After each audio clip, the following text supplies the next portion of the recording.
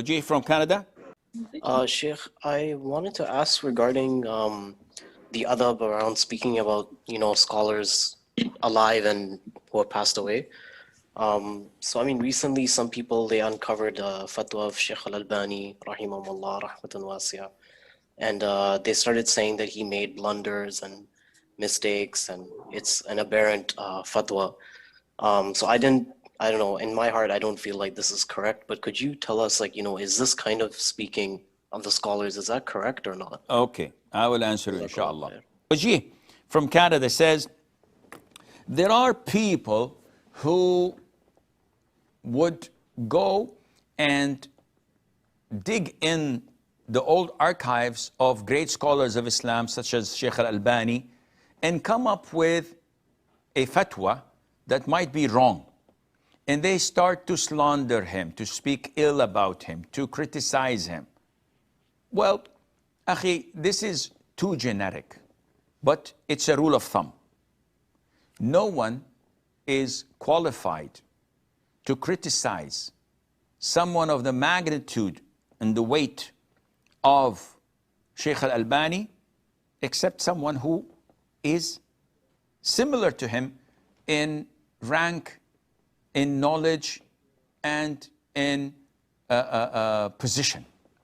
So when people, random people, come and talk ill about Sheikh al-Albani for a fatwa he has said, this is not acceptable.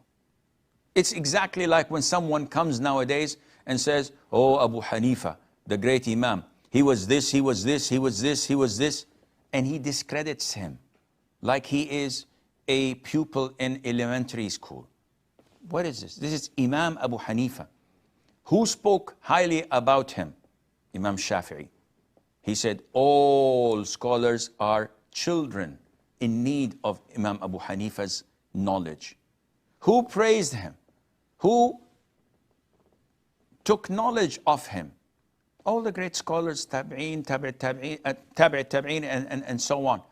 So for you to come and discredit Abu Hanifa, to discredit Sheikh al-Albani, to come and discredit Sheikh bin Baz, the great mufti, the grand mufti, and you, one of the great scholars of Islam, and you say, oh yeah, he said this fatwa that went against the predictions and the theories and the facts of NASA. So we discredit him. He's this, he's that. This shows how an ignorant imbecile such people are. You don't pay attention to those. So when people speak ill about great scholars of Islam, you have to look into them. Read their CVs. Look at what they had presented to the ummah. If they are qualified, so if when Sheikh bin Uthaymeen speaks about Sheikh al-Albani and says something about a fatwa or criticizes it, yeah, they are heavyweights. It's Muhammad Ali versus Fraser, no problem. But when someone comes, a no one, and he talks without any credentials, without any knowledge, without any solid background about great scholars of Islam, why waste your time listening to such people? It's simply not logical, and we don't give them room to grow and flourish. When we criticize them, when we say, oh, this guy said something about al-Albani, these people are fame seekers. They're not scholars.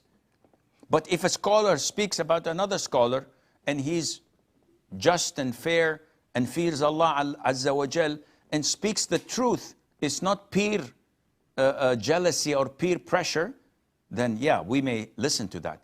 But someone who's a nobody speaking about a mountain, about a beacon of light like al-Albani or bin Baz or bin Uthaymeen, you have to ignore those and not even refute what they're saying or not even make room to what they're saying, because they're nobody. They don't even deserve the recognition, and Allah Azza wa Jal knows best.